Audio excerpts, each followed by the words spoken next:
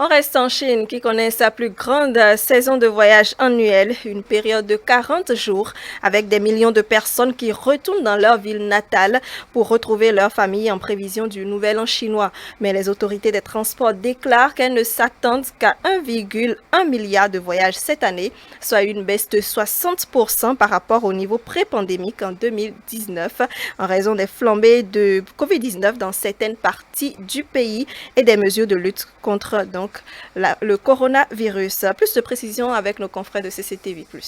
Le flux de déplacements pour la fête du printemps cette année pourrait ralentir. Mais les mesures de prévention et de contrôle des épidémies ne sont pas interrompues dans les gares de Beijing.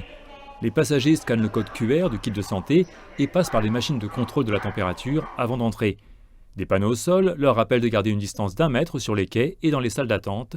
Chaque train a été désinfecté avant le départ.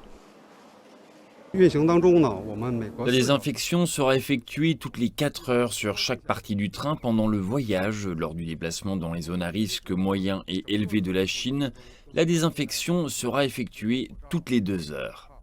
Dans la gare de Guangzhou, dans le sud de la Chine, il est conseillé aux voyageurs de porter des masques, de préparer leur code de santé à l'avance et d'éviter d'emporter de la nourriture et des boissons à bord. J'ai l'impression qu'il y a très peu de gens qui voyagent cette année. Il y avait beaucoup plus de passagers avant. J'ai dû montrer mon code de santé tout le temps, que ce soit dans le métro ou le train. Pour assurer la circulation de l'air frais à l'intérieur des trains, les wagons à grande vitesse Beijing Harpin, récemment ouverts, ont optimisé leur système de ventilation sur le tronçon.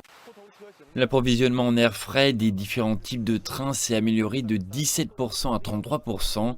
Les trains à grande vitesse peuvent assurer une ventilation adéquate toutes les 5 à 10 minutes. Le pic des voyages de la fête du printemps en Chine est considéré comme la plus grande migration humaine annuelle au monde. Les habitants du pays profitent généralement d'une semaine de vacances en famille pour célébrer le nouvel an chinois qui commence cette année le 12 février.